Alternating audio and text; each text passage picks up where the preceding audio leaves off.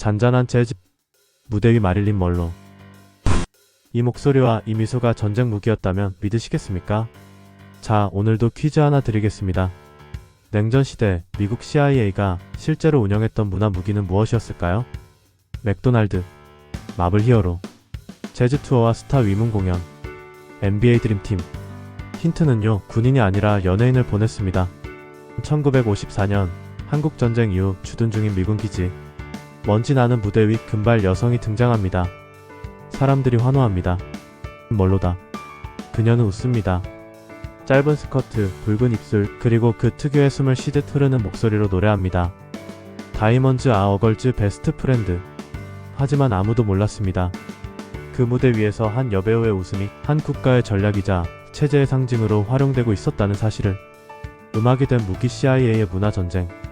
2차 세계대전이 끝난 뒤 세상은 더 이상 총으로 싸우지 않았습니다. 음악, 영화, 예술이 새로운 전쟁터가 되었죠. 미국은 자유를 팔았습니다. 그 자유는 캠퍼스 위의 물감이기도 했고 무대 위의 스타이기도 했습니다. 그리고 CIA는 그 흐름의 중심에 있었습니다. 그들은 공식적으로 예술을 지원한 적이 없다고 말하지만 실제로는 수많은 문화 프로그램을 비공식 예산으로 운영했죠. 그 중 하나가 바로 재즈 대사 프로젝트였습니다. 재즈 앰베서더즈. 루이 암스트롱 자유의 얼굴이 된 재즈. 1956년 흑인 재즈 뮤지션 루이 암스트롱은 미국 정부의 후원으로 중동, 아프리카, 동유럽까지 세계 공연을 다닙니다. 표면상으론 미국 흑인도 이렇게 자유롭게 활동할 수 있다는 이미지 세탁용 외교 전략이었죠. 하지만 정작 암스트롱 본인은 당시 미국 내 흑인 차별에 분노하고 있었습니다. 그는 말했습니다. 미국 정부는 내가 흑인이라는 걸 잊은 듯 행동하더군. 내가 미국의 얼굴이라면 그 얼굴엔 눈물이 있어야 해. CIA는 이 발언을 조용히 묻었습니다. 왜냐고요? 선전 도구는 말이 많으면 안 되니까요. 마릴린 먼로 국가가 만든 아이콘. 그리고 무대의 또 다른 한가운데에는 마릴린 먼로가 있었습니다. 그녀는 전 세계 미군 기지를 돌며 수천 명의 병사 앞에서 노래를 불렀고 사진을 찍었고 웃음을 지었습니다. 그러나 그녀는 그 어떤 외교관보다 더 강력한 문화 무기였습니다. 그녀가 도착한 곳은 곧 미국이 자유롭고 풍요롭고 아름답다는 메시지가 퍼지는 곳이었죠. CIA는 그녀의 출연과 경로까지도 관리하며 스타도 파병된다는 문화 침투 전략을 수행했습니다. 그리고 먼로는 그 모든 걸 견디지 못하고 외롭게 죽었습니다. 그녀의 죽음은 자살로 발표되었지만 지금도 여전히 정부 개입설, 정치적 입막음이라는 음모론이 끊이지 않습니다. 그녀는 단지 국가가 만들어낸 완벽한 얼굴의 뒤편에서 무너졌던 한 명의 인간이었습니다. 재즈 대사들 예술가가 외교관이 되었을 때 뿐만 아니라 디지 길레스피, 데이브 브루백 같은 뮤지션들도 재즈 대사 프로그램에 참여했습니다. 그들은 전 세계를 돌며 공연하고 연주하고 미국의 자유로움을 알렸습니다. 하지만 데이브 브루백은 훗날 이렇게 회고합니다. 정치는 예술을 품지 못합니다.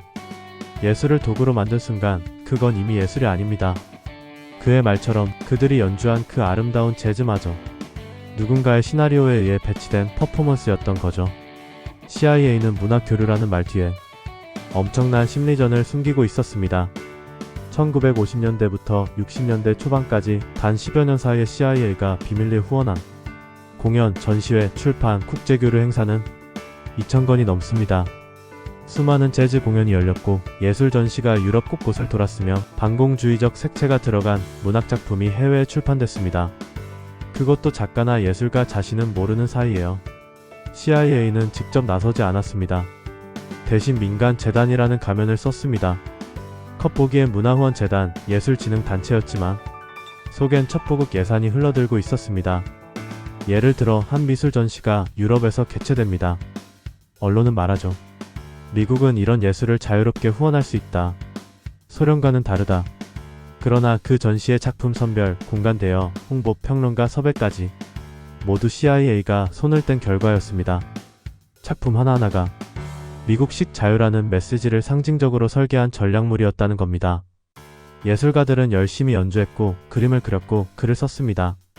하지만 그들이 몰랐던 건 자신들의 목소리가 이미 국가의 시나리오 안에 배치되어 있었다는 사실. 그들은 예술가였지만 동시에 심리전의 조용한 병사였습니다.